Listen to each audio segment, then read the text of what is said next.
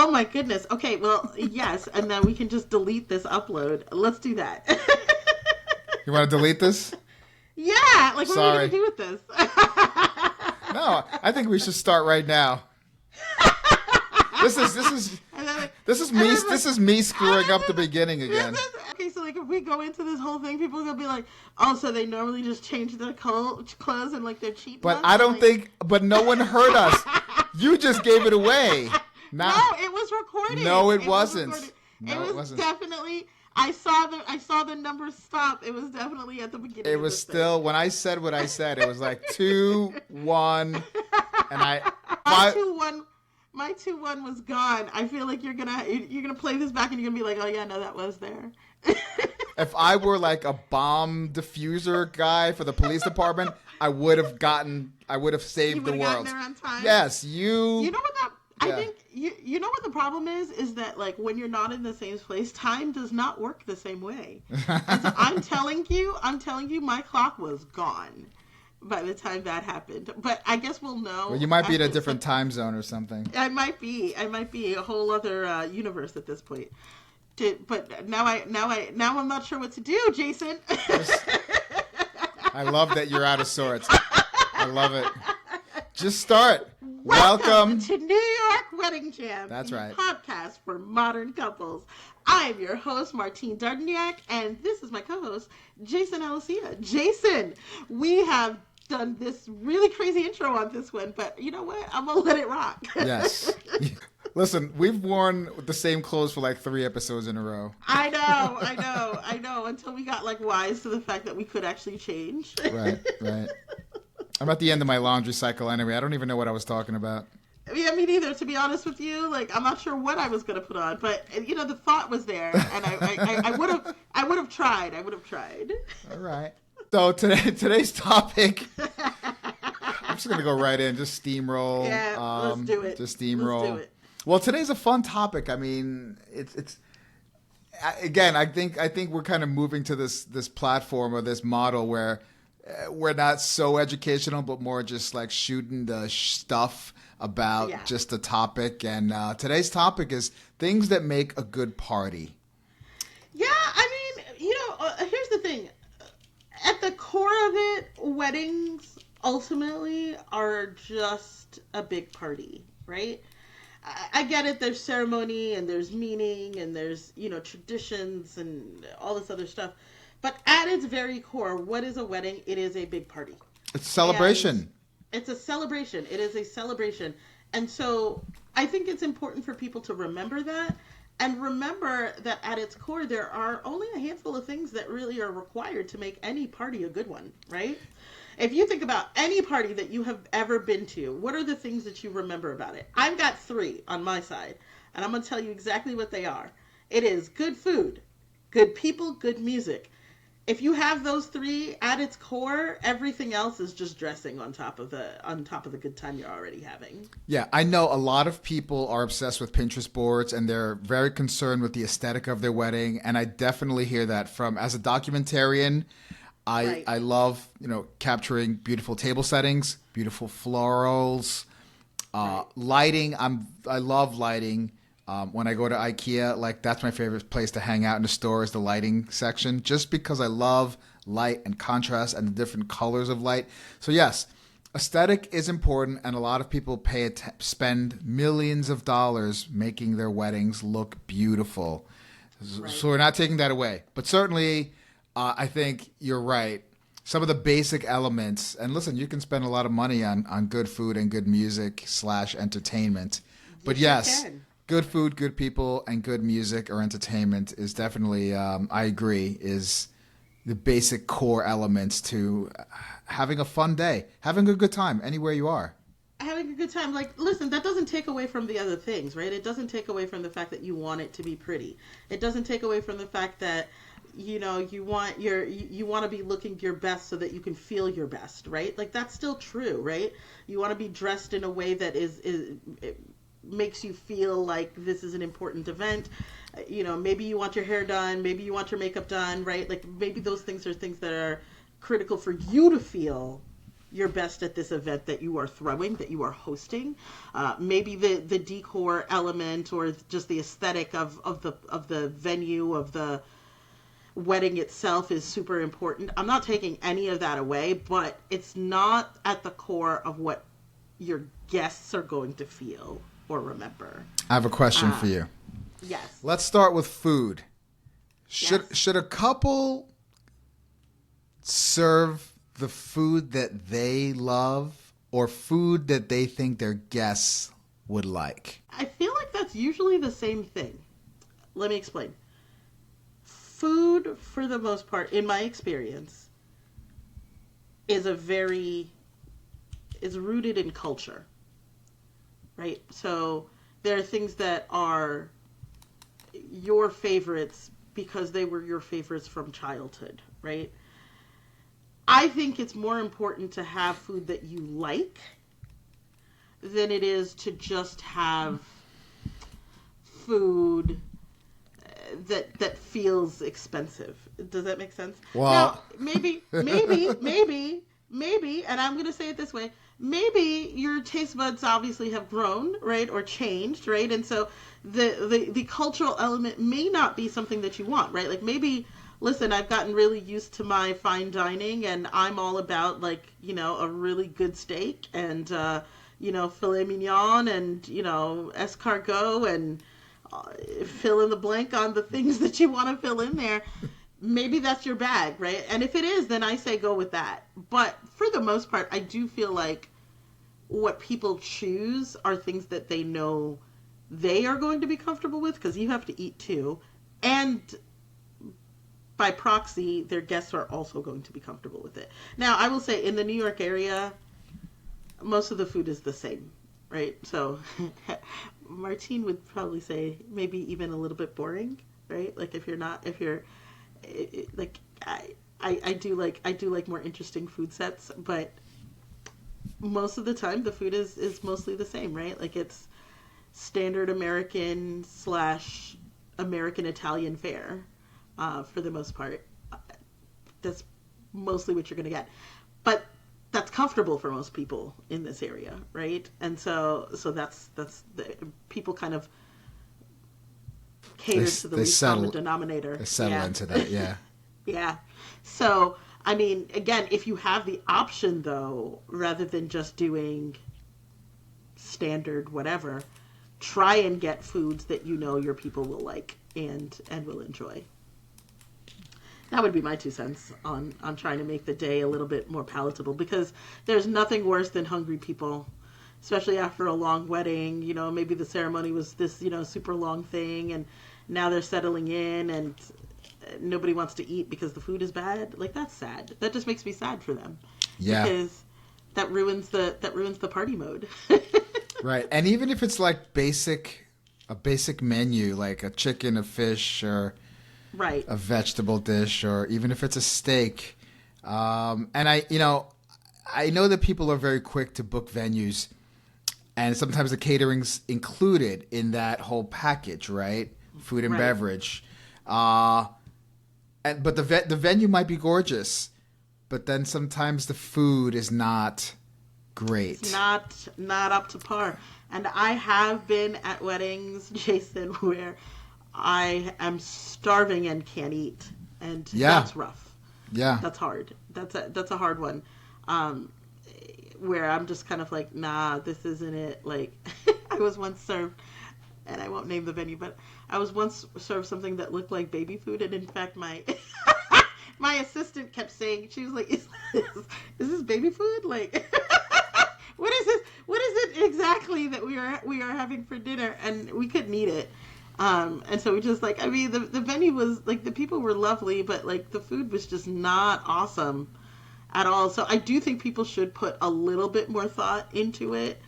Sometimes it's a little hard because they don't necessarily do tastings unless you've booked. So unless you've been to this venue or know somebody else, but when you're doing your review thing, make sure you're looking for the food, right? So that you at least have that piece of it down. Yeah.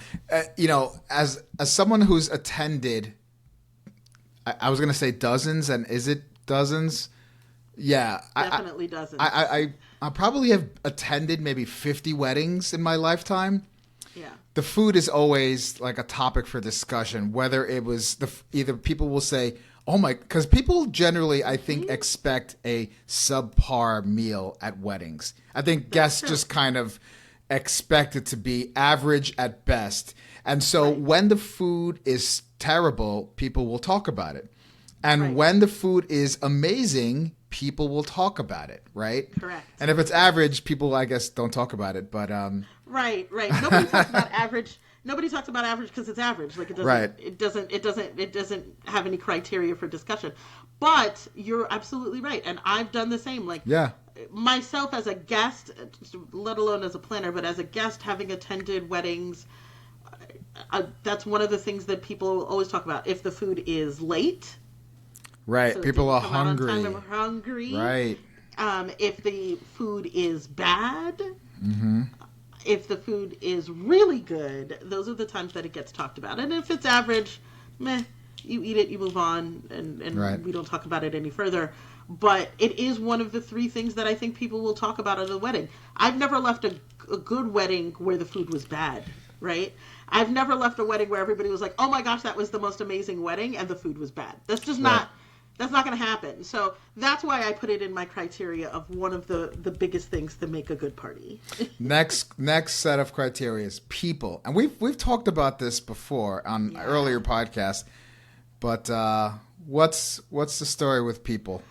I think the guests make the vibe, right? Like, and so if the people who are there are not enjoying themselves or are not like kind of like it's a crowd that doesn't mix well together, and that happens, right? Mm-hmm.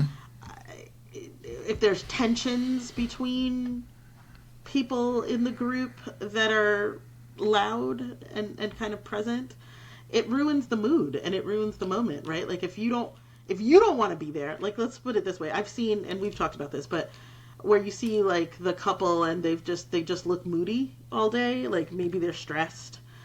Maybe they didn't hire a planner and have been questions all day. And so they're a mess. And they didn't hire you. It's possible. And you just kind of see people who look like not in a good mood for the day. If you're not having a good time, neither are your guests. And I guess that's really the core point. So you want people to be in a good mood, and part of that is personality and style and everything else, but it's also just like, you came to have fun because this is a party, right? So let's have fun. Let's have fun with it. Yeah.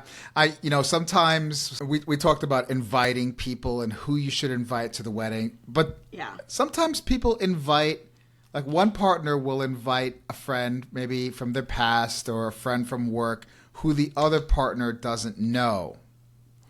I think this is the... Yeah, and sometimes they just rub them the wrong way. And that's a tough situation. Yeah. So, I mean, and this is why I said before, I think all the people there, essentially, minus potentially a table for your parents and their friends, right? All the people there should be people that you know. If both parties don't know this person, do they really have to be on the guest list?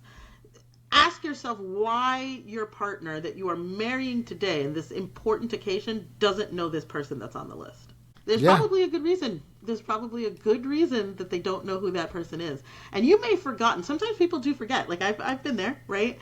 Where like you're like, oh yeah, that is why we don't hang out so much anymore, right? This person is frankly just kind of annoying, right? And so just making sure that you know who those people are and like keeping those things in mind. The other thing is that we have talked about before too is just making sure that you're seating people in a way that makes it most favorable. Because again, I'm not saying that, all of your guests should get along with all of your other guests, like that might be a hard sell. Yeah. But can we seat people in groups that we know are going to be fun, like they're going to have a good time just being at this particular table. So Anyway, that's my 2 cents on the guests and the making fun. I have heard people complain about the guests or the couple if they're not having a good time. I Really? have heard, yeah, like you walk out of the wedding like, oh man, she looked really mad. Like, I don't know, I hope she was having a good day.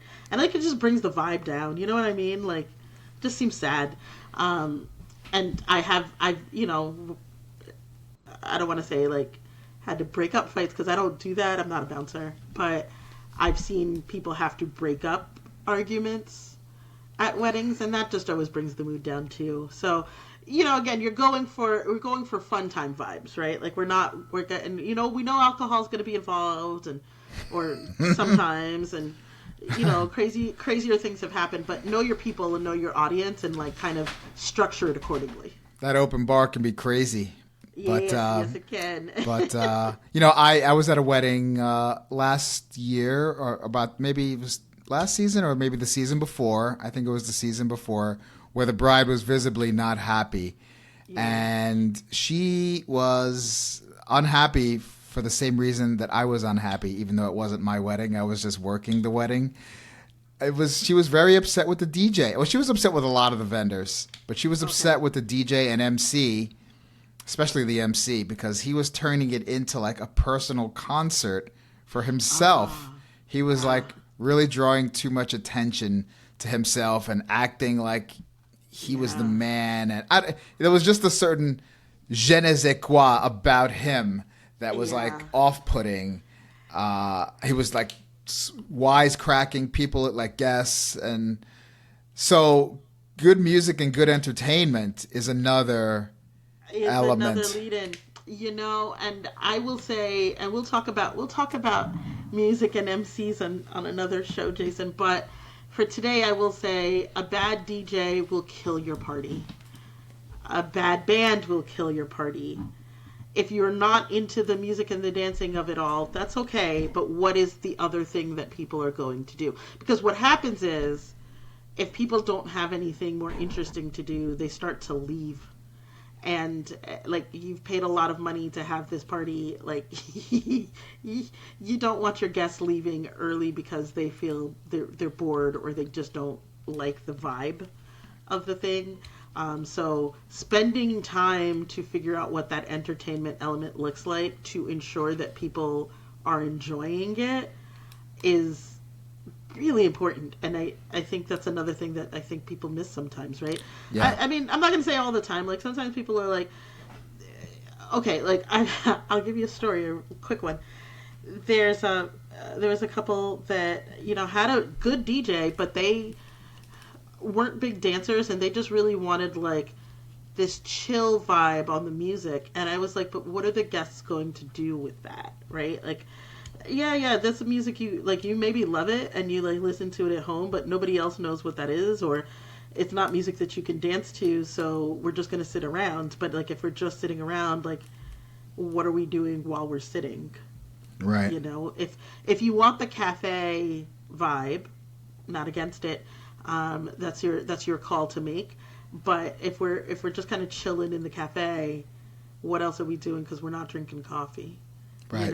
Right. And like we're probably not really having a conversation either, so now we're just sitting around. And so I think just making sure that the entertainment matches whatever vibe it is that you're trying to go for is super important. Yeah.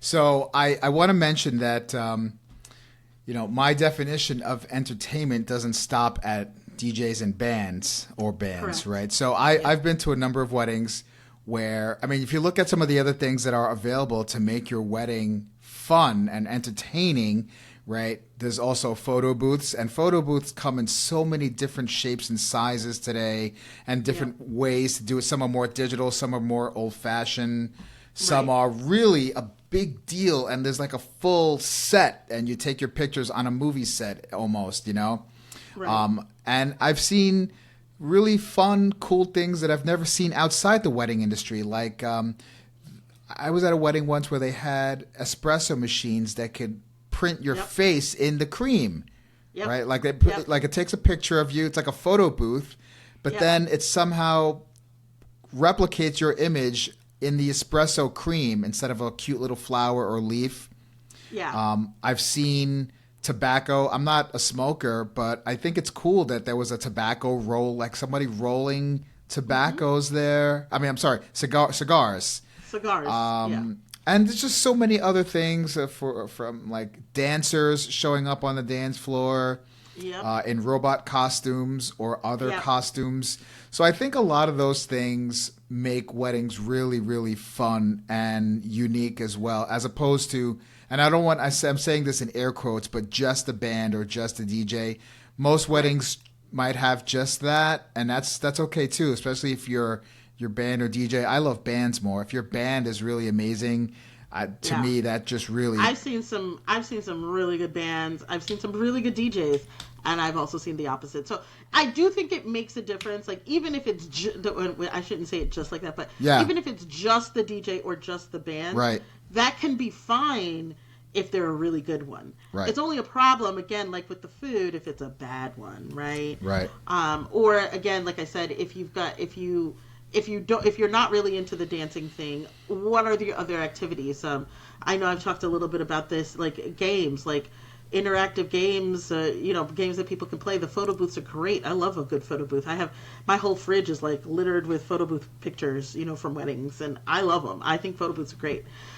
So there are different things besides like I've just stilt walkers. I've seen, you know what I mean? Like entertainment comes in a variety of different things, but there has to be something to do other than just sit down or just watch the ceremony or the formalities of the wedding. I think that's really the point.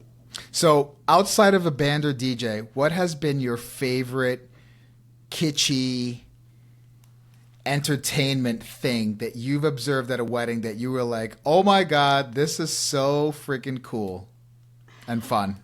I did love the stilt walker. The stilt walker was cool. That was fun. I like stilt walking. It's just kind of, it's just dressed up in a wedding matching garb or country garb. Like stilt walkers are pretty cool to watch and just like fun times. I do like the kind of the crazy hour piece, if you've ever seen one of those, like the Hora those Loca. are fun with where they've got the streamers and the lights and the bling, if for lack of a better word that comes out. Those are fun. I like watching those, and then the lights go crazy on them. Like those are kind of fun to watch for sure. But the espresso bar was probably the most unique one, which I did also see at a wedding, where like they've got like their faces and stuff on it. Yeah. And I don't know. It also just depends on the couple. Like I said, there was one that recently that just did games because they just didn't want to do anything. But we made sure that the games were like engaging, and people were talking about it the whole night. And part of what made it awesome was that they left that wedding saying exactly what I wanted them to say, which is like, "Oh my gosh, that so matches this couple," which is what you want the wedding to do, right? Like it should feel like you. Yeah. So, I mean, if you're not into the games, if you're not into the espresso or cigars, or if you're not into the music, that's fine. Just figure out what it is that you are into that might make it entertaining for your guests. All right. Well, I think we've come to the end of the episode, and I definitely love talking about these fun things at weddings and food and entertainment. Those are really fun topics for me. But we will have to connect and talk again in our next episode, Martine. Oh, sounds fantastic, Jason. Have a good one. I'll see ya. Bye-bye. Bye.